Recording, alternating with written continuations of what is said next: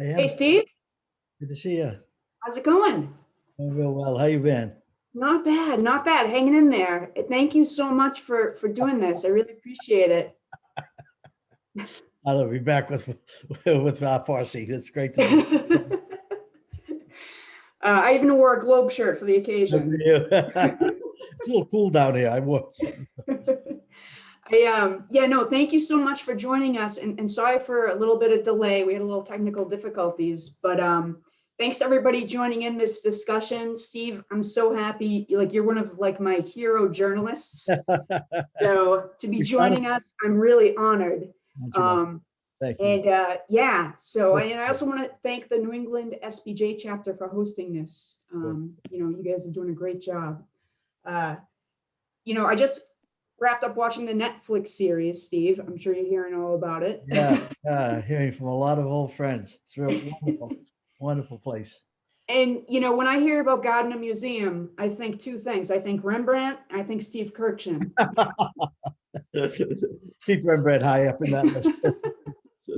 I feel like you've been on the story forever. And I was wondering if you could tell us a little bit of background about how you got onto the story. Good. What, Good. I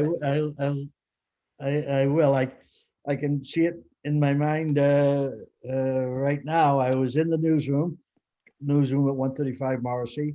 And the Herald, I guess we got word that the Herald was going to have a scoop the next day, which they did with the headline, "We've seen it," and a picture of the storm of the Sea of Galilee, which is the only seascape that Rembrandt painted, which was one of the 13 pieces of art that was stolen than 7 years before. This was 1997.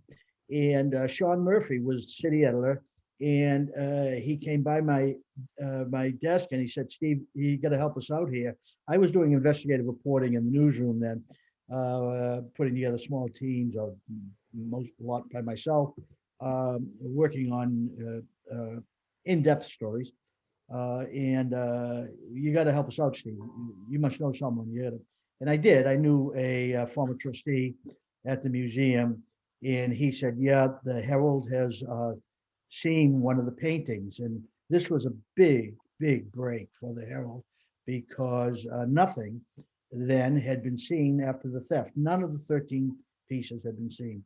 So I got on it, and it's like any breaking story, it's breaking in a million places, and you want to keep get ahead of the story or get some control of it. And I think I flew down the next day to a real ramshackle motel in Long Island to come up with the fellow who was feeding the Herald their big scoop, which so many years later, the Herald reporter, who had been a Globe reporter a few years before, acknowledged that in fact he had not seen it. He had been scammed by the fellow whom I met, and he was a very sort of risky, on the edge guy, on drugs, totally zoomed out of his mind, and I'd like to think I would have avoided the traps that he set, that the Herald reporter fell into. But you don't know on a story like that, that's breaking, that's big, that your paper wants and the editors want to be ahead on. Um, uh, uh, but I, I stayed behind on that story until the end, on that part of the story until the end. But I realized then, I said, "This is a hell of a story. We should have someone on it, a team of people, or myself on it." And I stayed on it. And 10 years, about 5 years later, I got the museum to help me on an investigative piece, some interesting stuff about what had happened that just before the theft, and first person to talk to the night watchman who let the bad guys in. So we finally got ahead in the story. And when I retired from the Globe in 2007, I thought, there's a book here. I made the wrong decision to think I had to solve the crime in order to write the book. And I said, it would have been great to solve the crime, but there certainly was a book in the mystery. and the allure of this case and the clash of the haves that of all of us who go to this museum and the have-nots who have their eye out for different on the museum and other places of where art is shown, galleries and museums, the bad guys, the have-nots, and I try to stay on that, bring that out in my book, Master Thieves. Yeah, and so do you, now speaking of your book, what's the best way for people to buy your book? Like through your website directly, or? Yeah, I guess Amazon, if you can find a Okay. bookstore in Boston. It's called Master Thieves, the Boston Gangsters, who pulled off the world's greatest art heist and art theft or art heist. And it sold out pretty well, hardback. I thought we were going to go to a second edition, but they on the hardback, but they went to a softback instead. And it's continues to sell. I think the great allure of this case is that it's an unsolved mystery. I've spoken to any number of groups about the case, and you can see people love the story for the unsolved mystery and the collection of characters who have become suspects over the years. And the second reason, which my daughter continues to tell me when I speak to her class, her fifth graders or fourth graders in Cohasset, Dad, there's a $10 million reward. Focus on that. That is an important piece. And I'm still shocked to this day that the paintings haven't turned up and it hasn't been solved. Are you surprised? And do you think I it'll would ever have thought, will be? it doesn't get us anywhere to hear that I'm surprised, but what does that tell us? As reporters, we're there to sort of figure out the next move. What we're reading is already established and reported. Where do I go from here? And nothing has been seen, attested to. That tells me that they're likely all together. If they had been broken up into 13 pieces, let's say 4 or 5 or 13 people had gotten their hands on, that would be 13 paths of evidence. And one of them would have blown the whistle. I mean, the feds have made the offer for a recovery so enticing. There's a $10 million reward, bring it in, and you don't get prosecuted. There's no prosecution for possession of stolen property, the feds have said. So yet still, now 31 years later, more than 31 years later, nothing has been recovered, and nothing has been seen. So that tells me that they must all be together, because if they were broken up, one of them there would have been a Judas in amongst any of those in those avenues, and someone would have blown the whistle to get his brother out of jail, to get his lawyer a better hearing, to get a better prison cell. It seems to me the feds won't set you free, particularly on a serious crime that you're in for. But I do think they're open for negotiation as far as seriousness of crime, heaviness of sentence, and particularly for the Bureau of Prisons, where you are imprisoned. Mhm. So, I mean, do you think there's a chance we'll ever see the paintings again? Do you think somebody will maybe like stumble across them, or I don't know? Yeah, to say yes is talking from my heart, because, and I think that's where the tactic should be, to try to reach out to the public. And I've said this before, and I've put in a column. What the feds and what the museum should do is not put in front of those empty frames, which I'm sure most people have seen, those who are, who work for the museum or work for the FBI, put in front of those frames your generation and tell the public your generation hasn't seen those paintings. And Mrs. Gardner put them on those walls for all of us, our ancestors and our offspring, to appreciate and to be inspired. And it's in that inspiring that's what they're put on the wall, those gallery walls for, that point has to be stressed to the public and appeal to their generous spirit, the public's generous spirit. These were put on the walls for us.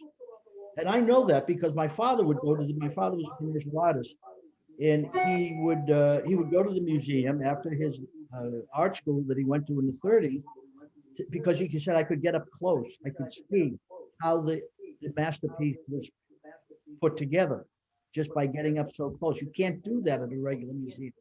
The Gardner allowed it. So it works, and it works not for our haves. It works for the have-nots as well.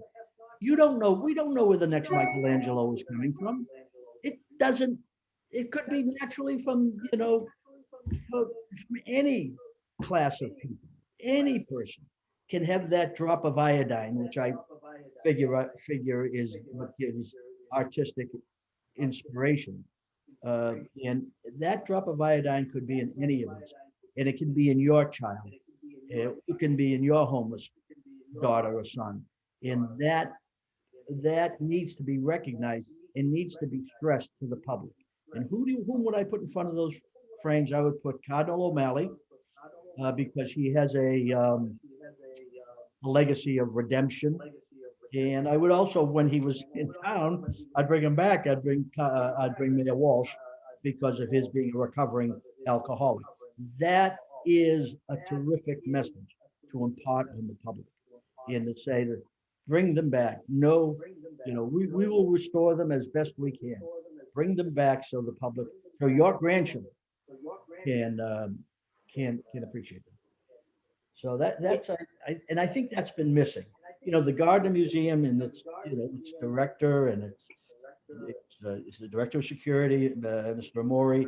They have spoken out any number of times in a heartfelt way, but I don't think the have-nots, really are convinced by the haves.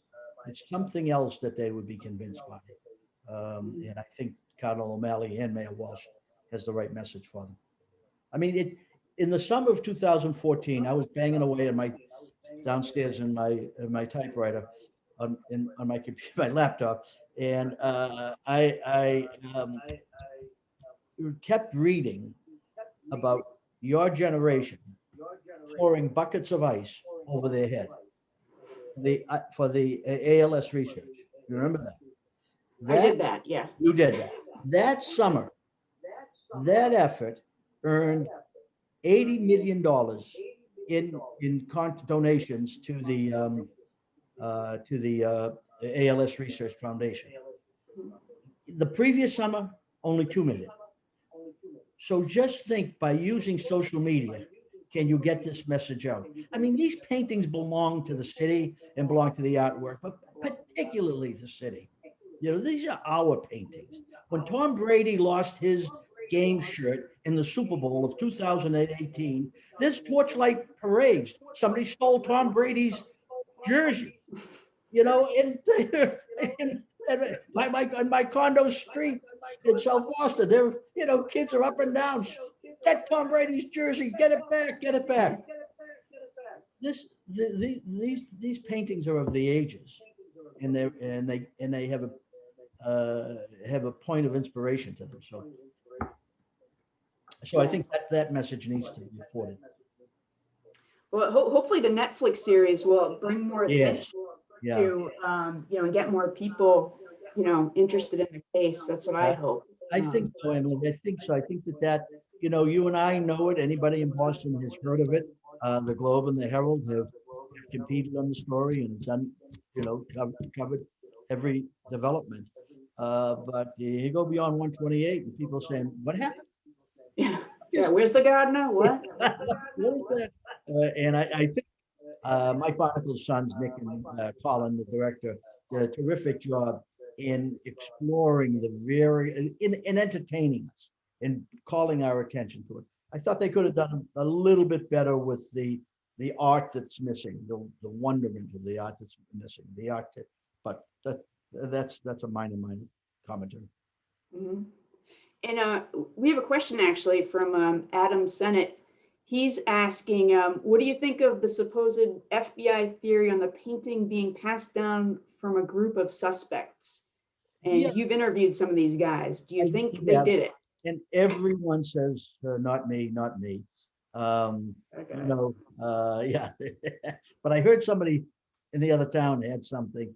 I think the way they came up with that is a legitimate path of evidence gathering. The wife of one bad guy who was up in Maine, but related to the bad guys down here who had their eyes on the museum.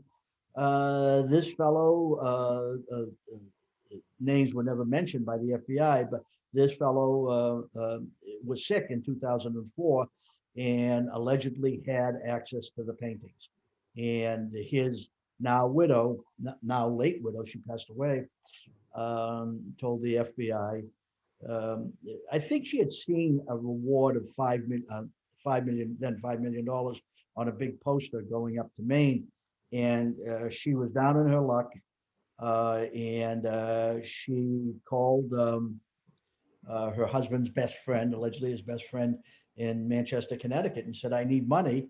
And my husband, my Bobby, has passed away, and I'm without money up here in Maine. And he said, I paid for your Bobby's funeral. I don't have any money for you. I'm not working. And she said, well, he gave you those paintings. And none of this was taped, so you can't hear the back and forth. But the feds took that evidence and they went down to the fellow in Connecticut, knocked on his door and said to him, we're here. Just give us the paintings back. No harm, no foul. And you'll get access to the reward. And he said, listen, me and my pal up in Maine, my late pal up in Maine, we knew about the theft and we were on the trail to find them, but we never got them. He never got them, and he certainly never gave them to me. Well, they set him up in a crime. He's he's a tough guy, and he fell for it. And they arrested him for giving out, I guess it's dilaudid, to an undercover informant. And they arrested him, put him in jail, and then they raided his house, and they couldn't find anything, but they found enough to keep the suspicion alive, particularly in his shed. And the shed, when I heard about this, I asked to interview the guy, and he said, oh, yeah, come on down. So I went down and I interviewed him. He had gotten out of jail, and I said, well, what about the shed? And he says, there's nothing in the shed. I said, what, nothing in the shed? There was a false floor in the shed, and there was a ditch in the false floor, and there was a Rubbermaid Rubbermaid Like one of those bins? container in there. And what are you saying? And he said, oh, he told me it was stolen motors, that he was stealing some rich person's motors and whatever. And so his lying, he lied to the feds, but he never came up with any plausible explanation. I had at the end of my 5 hours of interviewing him, he was walking me to the door, and he says, I've given you all this information, and I got my phone, and he says, shut off that tape recorder, shut that off. And I shut it off, and he says, now I give you all this information. You're going to write it for a book, right? And I says, yes, and I'll write it as true as I can, and I'll see if I can confirm what you've told me, and if I can't, I'll say that. So he says, well, what do I get out of all this? And I thought to myself, I said, why his lawyers already told him I don't have the money, I couldn't pay him for the interview. So why is he raising that money issue? And I said, this isn't, I'm sure there's some reporters on the phone, and when you sit down with someone, they know the parameters of what you're going to ask them, and you don't go too far beyond those parameters unless their answers take you there. But I'm thinking to myself, why is he saying, what can he get out of this from me? So I thought to myself, I said, let me try something here. Totally bonkers. Absolutely bonkers. Mr. Gentile, how about this? I'll give back my publisher their $10,000. It's not all the money in the world. Give it back to them. And now let's you and me write a book. You and I write a book. And but I don't want any more BS. I don't know anything. I want to know the truth. I want to know where you got the paintings, where you kept the paintings, what happened to the paintings. You tell me that right down the middle, 50-50. We've got a bestseller and it's going to shock the world. Let's do this. I'm ready right now. Let's do it. And I'm looking at him thinking, what am I saying? Who's talking here? We know how to, inch it along. All of a sudden, I've taken an Australian leapfrog across the room. And I'm looking at him, and he's looking at me with his dead eyes. And he puts his head, and he doesn't shake his head. He puts his head down. I said, holy, I'm convinced I've been doing interviewing all the wrong way. I should always come in now and say, tell me your darkest secret. Whatever, tell me the dirtiest, darkest thing you ever did, and we'll go to Hollywood with it. So he says, I stand there and I'm thinking to myself, what more can I add? And he's got to still got his head down. Finally, he raises his head up, and the dark eyes are even dark, and he's shaking his head. Nope. He says, I've told you the truth. They effed me. They set me up. So he says, I said, that's it? He says, that's it. No, I've told you the truth. So I go out to my car and I call his lawyer, and I said to Ryan McGuigan, his lawyer, I said, Ryan, you guys been lying to the FBI. He's been lying to you, and he's been lying to me for 5 hours. And the lawyer says, what the hell did he say to you? And I said, it's not what he said, it's what he didn't say. And I tell him about this last 5-minute little, Dance of the Seven Veils. And he says, and you think what? That he was about to say, yes, I'll tell you a wholly different story? And I says, well, why? What else? What else? And he says, Steve, he's a con artist.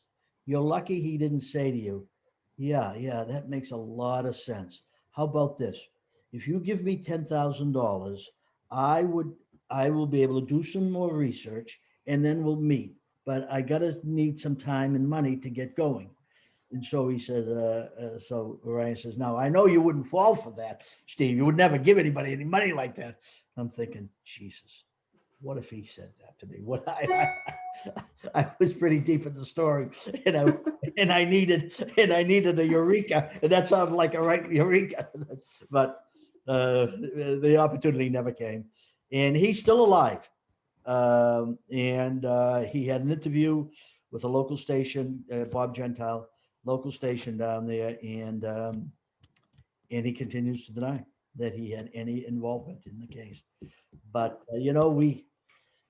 maybe we just believe, he's just such a bit of a con artist that he might have had him. And the latest theory as to why he wouldn't pass them back, there is a $10 million reward. I mean, when they sat him down after they found the Rubbermaid container, they said to him, give us even if the canvases are ruined, give them to us. It'll end our mystery. We'll be done with this. And we'll get you the reward. And he said, I don't have them.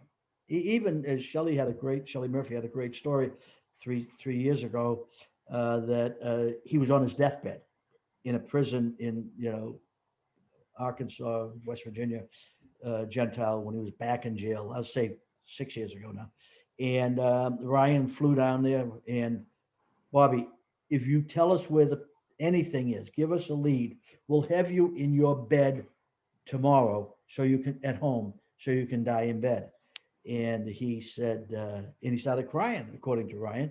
And he said, I don't have them. I never had them. So what if he's lying, sack of S? What if it's all BS? He did have them. Why wouldn't he turn it over? My sense is, he's a part of a larger. He had joined up late in life with the Philadelphia organized crime. He can't blow the whistle on them. But no one has ever seen, even though the feds allege that they ended up, some of them ended up in Philadelphia. The FBI's art crime unit, an FBI organized crime unit in Philadelphia, had never heard of that until it was alleged by here in Boston in 2013 by the FBI station agent in charge of the station here in Boston. So there's so many false leads and hopes, and then into the into the abyss that you know I'm getting older here, and if one of these doesn't turn into the right direction, I may even have to give up on the story myself. So it'll only be Rembrandt that you remember. Not Well, we'll hold out hope. And speaking of like a 5-hour interview, I've always wondered, I've read so many of your stories that you've done over the years. Sometimes I'm like, how the heck did he get this person to talk? Yeah. I know that somehow over the years. Do we have time so I can give you a little? Yeah, please do. Thank you. That became a sort of my, my um, uh, my calling card that I was able to get people to talk. I used to call it cheap charm, and maybe it was, a cousin would know somebody. I'd talk to one of my cousins. I grew up in Boston, so I have the advantage, like you do. Went to school here, went to college here, went to law school here. I spent 5 years in Washington, but really my biggest and best stories and coverage was always on Boston, in Greater Boston. So, I would try to find someone who connected me to Mr. Big or the lawyer or whoever had the information. As I told Ellen Barry when she worked in the Globe newsroom and she came into my office at one point and saying, well, how do I get them? I said, Ellen, find the most important person on the story and marry them. That's how you do it. You marry them. You can call them at home. You tell them this. You work for the Globe. The Globe needs to get this information. The Globe is the straightest, most dogged newspaper in our community, and we need to get it from the horse's mouth, from the person who knows everything. And you keep telling them that. But later I realized that I really care about the paper and care about getting the facts right. And I would use that in my approach. And think it through. Yes, you're at their office and you're waiting outside their office and you're with the gaggle. But you try to find some evidence of, where they live, and you knock on their door or you come by their house on a Saturday afternoon and present yourself and say, I need to know this.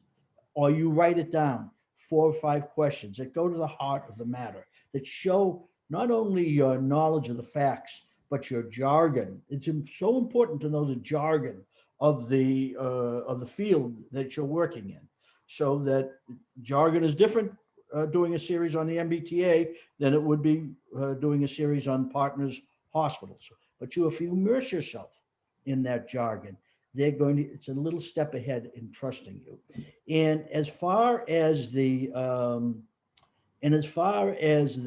confessional interview, it showed didn't have me in it, but in the music, in the movie Spotlight, where the priest confesses to the reporter. They didn't show it to be me, they showed it to be somebody else. who got it. But the way I got that interview was saying to the person, this cycle of sickness, of children being abused, is, I knew about it 10 years ago and reported on it in the 90s. Here in the early 2000s, it's continuing and it has exploded. And only if people speak out who are involved in it, who are captured by it, only if they speak out on the record and tell why they did it, will this cycle end. Because only public awareness is going to, only if the public is aware that such sickness is going on, is people going to say, we've got to stop it. And only if it's a paper of credibility, like the Globe is. So you use all those tools. Now, 9 out of 10 times, they're going to shut the door the same way they shut the door on a Saturday night when you try to get the victim's family to talk to you. But 1 out of 10, they're going to say, oh, really? You want to know why? You'll tell my story? I'll tell you why. Come in here.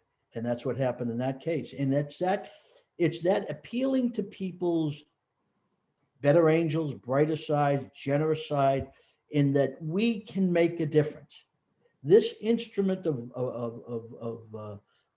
public awareness that we're part of because of the First Amendment is such an important component in making things better. Making the schools better, making the police better, making policing better, having better roads. Only if the public is aware of the failings of their institutions is anyone going to stand up and say, hey, this can't go on. I'm spending too much money. My kids are being victimized. Will we better running a society?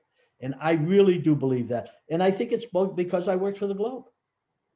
Because the Globe really cared about its community, did care and does care about its community, and involves itself in getting the best and brightest reporters that are available to hit the streets. Get out there with your notebook. Eileen McNamara, Ray Richard, and then later Eileen McNamara walked off the city desk because the reporters weren't going out. You're not going to go out? I'm going. Ray Richard was also an assistant city editor back in the day, and he just couldn't stand that reporters didn't go out and do it's not, as you say, it's shoe leather. It's not. It's seeing the neighborhood, seeing the people right face to face, saying, I'm here. I'm not going away. Not going away until you answer my questions. And, the police may come and tell you to go home, but so be it. You've gone to the nth degree. Yeah, no. I used to say, I still say, the most powerful words in the English language start with are these. Put your name in, from the Boston Globe, and I would like to know, ... Because you represent such an instrument, and to say that to a clerk, a county clerk, or a police sergeant behind the desk, and looking them right in the eye, I'm not going away. And I'm phoning it in that you guys have no comment. Look, I see a middle initial on that tag. Thank you very much. Let me be sure of this. So you just try everything you can and if they want to whisper in your ear, fine. It's not going to have the power that an on the record interview has, but we're instruments of change here. And as such, I think we work in such a proud profession that it's up to us to go that extra mile. Find out every way you can. Why did this happen? Who was responsible for it? And how do I get it in the paper as powerfully as I can? Yeah, no, totally. I hear that, and seriously, amen to that. Well, That's you like have the to best go in on. journalism pep talk I've heard in a long time. You have to go. You have to go in on weekends and face Janet Walsh. And say, yes, this isn't enough. I need more. Steve, thank you. I can't thank you enough. For taking the time to chat with us. We hit the 6:30 mark, so blew through that. Okay.